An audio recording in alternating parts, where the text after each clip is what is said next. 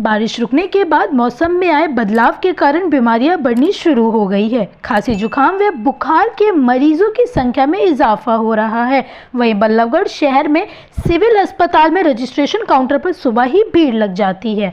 अस्पताल में ग्रामीण इलाकों से भी काफी संख्या में मरीज पहुंच रहे हैं, जिसे दवा के साथ पर्चा बनाने की खिड़की व डॉक्टर के कमरे के सामने मरीजों की भीड़ लगी रही।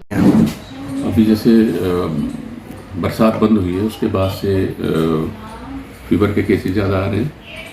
इसमें मलेरिया, डेंगू, टाइफाइड इस तरह के पेशेंट ज़्यादा आ रहे हैं। खांसी जुकाम इस तरह के पेशेंट, सांस लेने में दिक्कत, स्किन के पेशेंट ज़्यादा आ रहे हैं। कैसे बचाव किया जाए उन पेशेंटों को, और कौन कौन से पेशेंट में जैसे उम्र की बात करें फैल रही हैं बीमारियाँ?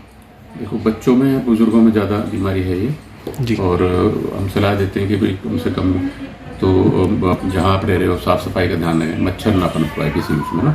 जी। जो आपके कूलर हैं और आपके छत पे जो बर्तन पड़े रहते हैं, टायर पड़े रहते हैं, उनको चेक करते हैं, पानी कहीं भरा हुआ ना रहे कि पानी, गंदे पानी में मच्छर पनपेंगे, उससे फिर ये डेंगू, मलेरिया इस तरह की बीमारियाँ फैलती हैं। जो खांसी जुकाम हो रहे हैं तो कैसे ये पनपते हैं, जो ये वायरस होते हैं?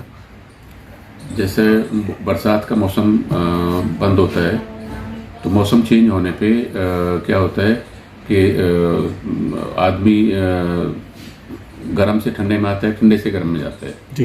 तो और कुछ या जैसे कहीं मच्छर पनप रहे हैं, वो मच्छर के कांटेक्ट में आता है तो ये बीमारियाँ फैलती हैं। कैसे बचाव किया जाए?